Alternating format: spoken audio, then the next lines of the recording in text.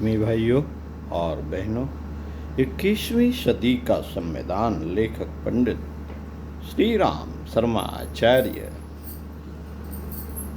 17वां सूत्र, मनुष्य अपने भाग्य का निर्माता आप है। इस विश्वास के आधार पर हमारी मान्यता है कि हम उत्कृष्ट बनेंगे और दूसरों को श्रेष्ठ बनाएंगे तो युग अवश्य बदलेगा।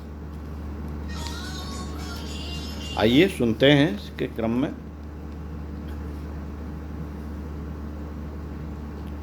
परिस्थितियों का हमारे ऊपर बड़ा प्रभाव पड़ता है। आसपास का जैसा वातावरण होता है वैसा बनने और करने के लिए मनोभूमि का रुझान होता है और साधारण स्थिति के लोग उन परिस्थितियों के सांचे में ढल जाते हैं। घटनाएं हमें प्रभावित करती हैं, व्यक्ति का प्रभाव अपने ऊपर पड़ता है। इतना होते हुए भी यह मानना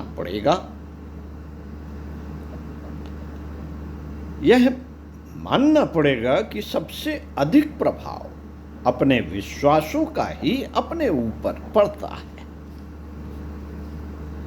परिस्थितियां किसी को तभी प्रभावित कर सकती हैं जब मनुष्य उनके आगे सिर झुका दे। यदि उनके दबाव को अस्वीकार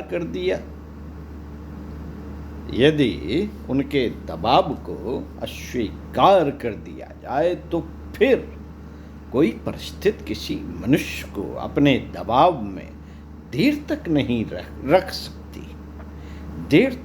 रख सकती। विश्वासों की तुलना में परिस्थितियों का प्रभाव निश्चय ही नगण्य है। कहते हैं कि भाग्य की रचना ब्रह्मा जी करते हैं। सुना जाता है कि कर्म रेखाएं जन्म से पहले ही लिख दी जाती हैं। ऐसा भी कहा जाता है कि तकदीर के आगे तदवीर की नहीं चलती। ये किंवदंतियां एक सीमा तक ही साथ हो सकती हैं। जन्म से अंधा, अपंग उत्पन्न हुआ या अशक्त अविकसित व्यक्ति ऐसी बात कहे तो उस पर भरोसा किया जा सकता है। अप्रत्याशित दुर्घटना के शिकार कई बार हम हो जाते हैं और ऐसी विपत्ति सामने आ खड़ी होती है जिससे बच सकना या रोका जा सकना अपने बस में नहीं होता। अग्निकांड, भूकंप, युद्ध, महामारी, अकाल मृत्यु, दुर्भिक्ष, रेल, मोटर आदि का पलट जाना, चोरी, डकैती आदि के कई अवसर ऐसे आ जाते हैं और ऐसी विपत्ति सामने आ खड़ी होती है जिससे बच सकना या रोका जा सकना अपने वश में नहीं होता। ऐसी कुछ घटनाओं के बारे में भाग्य या होतव्यता की बात मानकर संतोष किया जाता है। पीड़ित मनुष्य के अतिरिक्त पीड़ित मनुष्य के आंतरिक विक्षोभ को शांत करने के लिए भाग्यवाद का सिद्धांत एक वैसा ही उत्तम उपचार है जैसे घायल की तड़पन दूर करने के लिए डॉक्टर लोग नींद की गोली खिला देते हैं, मॉर्फिया का इंजेक्शन लगा देते हैं, कोकीन आदि की फुरहरी लगाकर पीड़ित स्थान को सुन्न कर देते हैं। ये विशेष परिस्थितियों के विशेष उपचार हैं। यदा कदा ही ऐसी बात होती है, इसलिए इन्हें अपवाद ही कहा जाएगा। पुरुषार्थ एक नियम है और भाग्य उसका अपवाद। पुरुषार्थ एक नियम है और भाग्य उसका अपवाद। अपवादों का भी अस्तित्व तो मानना पड़ता है, पर उनके आधार पर कोई नीति नहीं अपनाई जा सकती, कोई कार्यक्रम नहीं बनाया जा सकता। कभी कभी स्त्रियों के पेट से मनुष्याकृति से भिन्न आकृति के बच्चे जन्म लेते देखे गए हैं। कभी कभी कोई पेड़ असमय में ही फल फूल देने लगता है। कभी कभी ग्रीष्म ऋतु में ओले बरस जाते हैं। यह अपवाद है। इन्हें कौतूहल की दृष्टि से देखा जा सकता है, पर इनको नियम नहीं माना जा सकता। इसी प्रकार भाग्य की गणना अपवादों में तो हो सकती है, पर यह नहीं माना जा सकता कि मानव जीवन की सारी गतिविधियां ही पूर्व निश्चित भाग्य विधान के अनुसार होती हैं। यदि ऐसा होता तो पुरुषार्थ और प्रयत्न की कोई आवश्यकता ही ना रह जाती।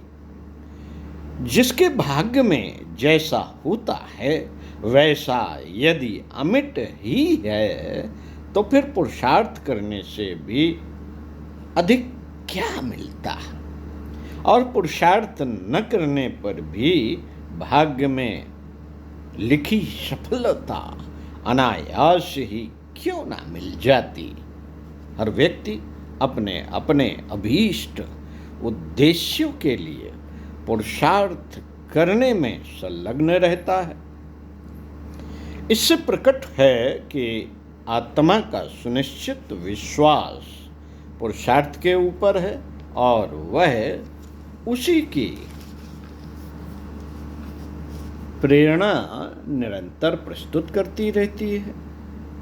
हमें समझ लेना चाहिए कि ब्रह्मा जी किसी का भाग्य नहीं लिखते। हमें समझ लेना चाहिए कि ब्रह्मा जी किसी का भाग्य नहीं लिखते। हर मनुष्य अपने भाग्य का निर्माता स्वयं है। जिस प्रकार कल का जमाया हुआ दूध आज दही बन जाता है, उसी प्रकार कल का पुरुषार्थ आज का भाग्य बनकर प्रस्तुत होता है। आज के कर्मों का फल आज ही नहीं मिल जाता, उसका परिपाक होने में, परिणाम प्राप्त होने में, परिणाम निकलने में कुछ देर लगती है। यह देरी ही भाग्य कही जा सकती है। परमात्मा समदर्शी और न्यायकारी है। उसे अपने सब पुत्र समान रूप से प्रिय हैं। फिर वह किसी का भाग्य अच्छा, किसी का बुरा लिखने का न्याय या पक्षपात क्यों करेगा। उसने अपने हर बालक को भले या बुरे कर्म करने की पूर्ण स्वतंत्रता प्रदान की है, पर साथ ही यह भी बता दिया है कि उनके भले या बुरे परिणाम भी अवश्य प्राप्त होंगे। इस प्रकार कर्म को ही यदि भाग्य कहें तो अत्युक्त न होगी। हमारे जीवन में अगणित समस्याएं उलझी हुई गुत्थियों के रूप में विकसित वेश धारण किए सामने खड़ी हैं। इस कटु सत्य को मानना ही चाहिए। उनके उत्पादक हम स्वयं हैं। उनके उत्पादक हम स्वयं हैं, और यदि इस तथ्य को स्वीकार करके अपनी आदतों, विचारधाराओं, मान्यताओं और गतिविधियों को सुधारने के लिए तैयार हों, तो उन उलझनों को हम स्वयं ही सुलझा सकते हैं। साथियों, बिचारे ग्रह नक्षत्रों पर दोष थोपना बेकार है। लाखों करोड़ों मील दूर दिन रात चक्कर काटते हुए अपनी मौत के दिन पूरे करने वाले ग्रह नक्षत्र भला हमें क्या सुख सुविधा प्रदान करेंगे? प्रश्न है। उनको छोड़कर सच्चे ग्रहों का पूजन आरंभ करें, जिनकी थोड़ी सी कृपा कूर से ही हमारा सारा प्रयोजन सिद्ध हो सकता है। सारी आकांक्षाएं देखते देखते पूर्ण हो सकती हैं। नवरात्रियों में हम हर साल नव दुर्गाओं की पूजा करते हैं, मानते हैं कि वे अनेक रिद्धि सिद्धियां प्रदान करती हैं।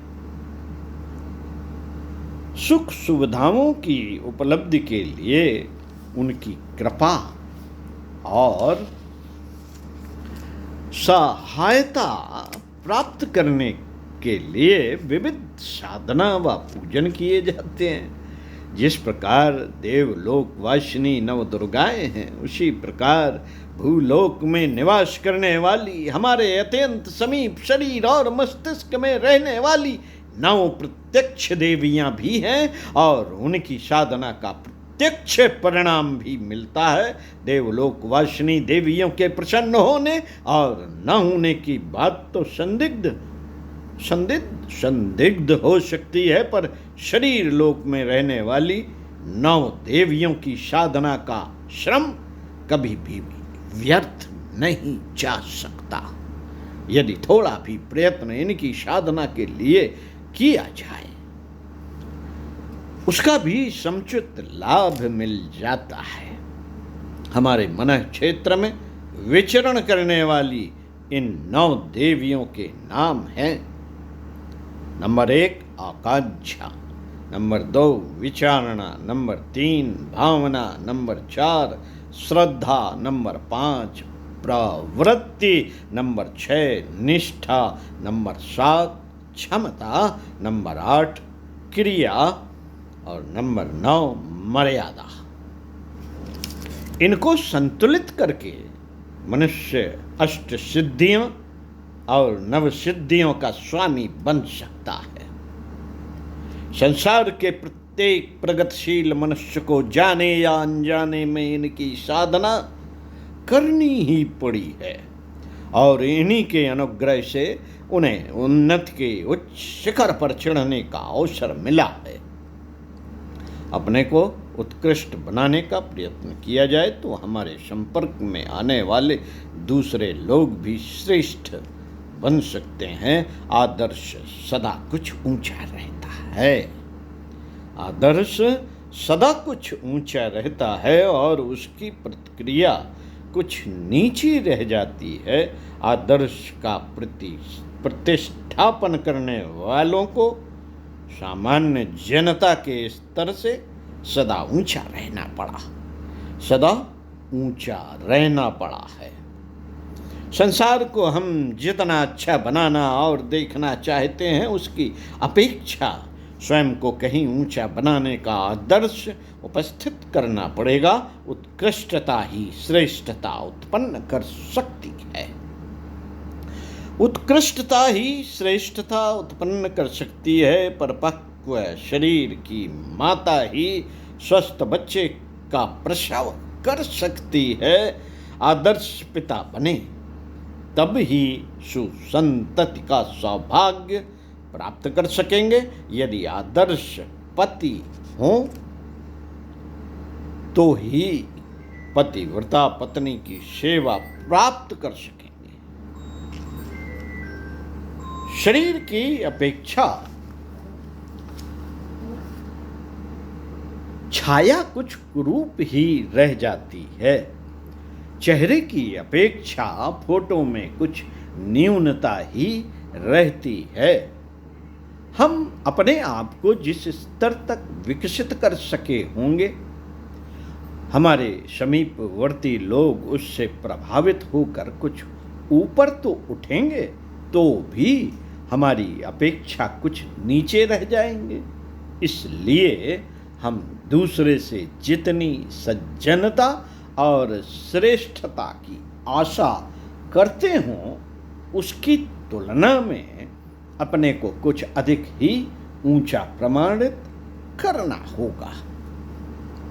हमें निश्चित रूप से यह याद रखे रहना होगा कि उत्कृष्टता के बिना श्रेष्ठता उत्पन्न नहीं हो सकती। लेखों और भाषणों का युग अब बीत गया। लेखों और भाषणों का युग अब बीत गया।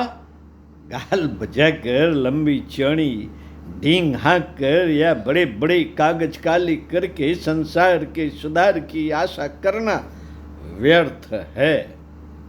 इन साधनों से थोड़ी मदद मिल सकती है, पर उद्देश्य पूरा नहीं हो सकता।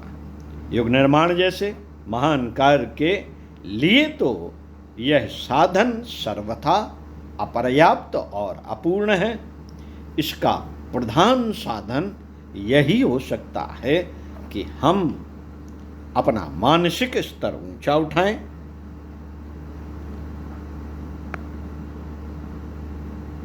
चारित्रिक दृष्टि से अपेक्षाकृत उत्कृष्ट बने। अपने आचरण से ही दूसरों को प्रभावशाली शिक्षा दी जा सकती है।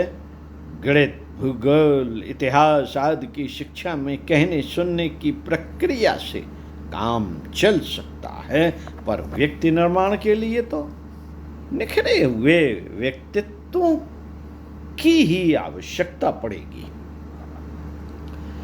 उस आवश्यकता की पूर्ति के लिए सबसे पहले हमें स्वयं ही आगे आना पड़ेगा। हमारी उत्कृष्टता के साथ साथ संसार की श्रेष्ठता अपने आप बढ़ने लगेगी। हम बदलेंगे तो युग भी जरूर बदलेगा और हमारा युग निर्माण संकल्प भी अवश्य पूर्ण होगा। आज वे ऋषि मुनि नहीं रहे। आज वे ऋषि मुनि नहीं रहे जो अपने आदर्श चरित्र द्वारा लोक शिक्षण करके जन साधारण के स्तर को ऊंचा उठाते थे। आज वे ब्राह्मण भी नहीं रहे। आज वे ब्राह्मण भी नहीं रहे जो अपने अगाध ज्ञान, वंदनीय त्याग और प्रबल पुरुषार्थ से जनमानस की पतोन्मुख पशु प्रवृत्तियों को मोड़कर देवत्व की दिशा में पलट डालने का उत्तरदायित्व अपने कंधों पर उठाते थे। वृक्षों के अभाव में एरंड का पेड़ ही वृक्ष कहलाता है। इस विचारधारा से जुड़े हुए विशाल देव परिवार के प्रजन अपने छोटे छोटे व्यक्तित्वों को ही आदर्शवाद की दिशा में अग्रसर करें तो भी कुछ न कुछ प्रयोजन सिद्ध होगा। कम से कम एक अवरुद्ध द्वार तो खुलेगा ही। यदि हम मार्ग बनाने में अपनी छोटी छोटी हस्तियों को लगा दें तो कल आने वाले युग प्रवर्तकों की मंजिल आसान हो जाएगी। युग निर्माण सत्संकल्प का शंखनाद करते हुए छोटे छोटे लोग आगे बढ़ चलेंगे तो प्रसुप्त पड़ी हुई युग निर्मात्री शक्तियों के जागरण की आवश्यकता अवश्य अनुभव होगी। राष्ट्र की प्रबुद्धता और चेतना को यदि चारित्रिक संधान के लिए हम जागृत कर सके तो आज न सही तो कल हमारा युग निर्माण संकल्प पूर्ण होकर रहेगा। साथियों, युग परिवर्तन की सुनिश्चितता पर विश्वास करना हवाई महल नहीं बल्कि तथ्यों पर आधारित एक सत्य है। परिस्थितियां कितनी ही विकट हों, जब सदा सहिता संपन्न संकल्पशील व्यक्ति एकजुट होकर कार्य करते हैं तो स्थिति बदले बिना नहीं रहती। असुरता के आतंक से मुक्ति का पौराणिक आख्यान हो या जिनके शासन में सूर्य नहीं डूबता था, उनके चंगुल से मुक्त होने का स्वतंत्रता अभियान नगण्य शक्ति से ही सही पर संकल्पशील व्यक्तियों का समुदाय उसके लिए युग शक्ति के अवतरण का माध्यम बन ही जाता है। युग निर्माण अभियान से परिचित व्यक्ति यह भली प्रकार समझने लगे हैं कि यह ईश्वर प्रेरित प्रक्रिया है। इस संकल्प को अपनाने वाला ईश्वरीय संकल्प का भागीदार कहला सकता है। अस्तु, उसकी सफलता पर पूरी आस्था रख कर उसको जीवन में चरितार्थ कराने के लिए पूरी शक्ति झोंक देना सबसे बड़ी समझदारी सिद्ध होगी। पंडित श्री राम शर्माचार्य। ओम शांति। स्वाध्याय सत्संग का क्रम आगे बनाए रखते हुए आपको अगले वीडियो में 21वीं सदी का संविधान का 18वां सूत्र पढ़कर सुनाएंगे। हम बदलेंगे, युग बदलेगा। हम सुधरेंगे, युग सुधरेगा। तो सुनते रहिए कुछ अच्छा और पढ़ते रहिए कुछ अच्छा। ओम शांति।